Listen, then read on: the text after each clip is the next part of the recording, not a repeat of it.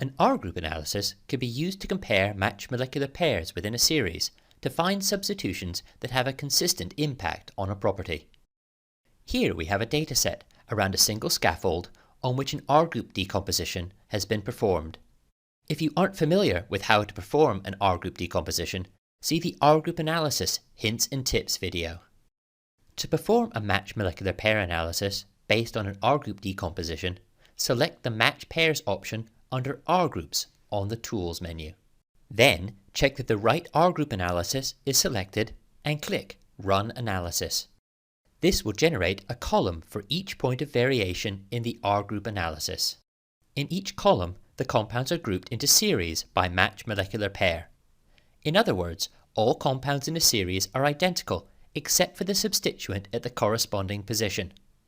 For example, by sorting by the matched molecular pairs for R1, you can see that the compounds in a series vary only at position R1. The best way to use this information is by visualizing the variation in a property between matched molecular pairs with different substitutions. For example, we can plot a scatter plot of matched molecular pair for position R1 against the solubility. We can color this by R1 to see if we can spot any trends for substitutions at this position. There are many different groups at position R1, therefore the resulting graph can look quite complicated. To help with this, we can apply a filter to limit the number of R groups we are comparing and see the trends in solubility for different substitutions. Here we can see that the points corresponding to a hydrogen at position R1 always have higher solubility than fluoro or chloro substitutions at this position.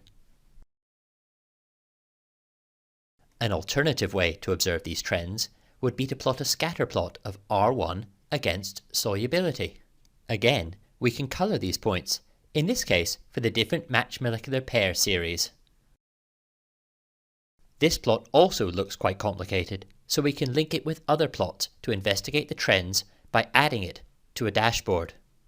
We'll plot a histogram of the different R1 matched molecular pair series and choose to show only the selected data on the plot of solubility against R1. Now, by selecting different matched molecular pair series, we can see trends for different R1 replacements. Here we can see that the replacement of a hydrogen with a fluorine at position R1 consistently causes about a half log unit decrease in solubility.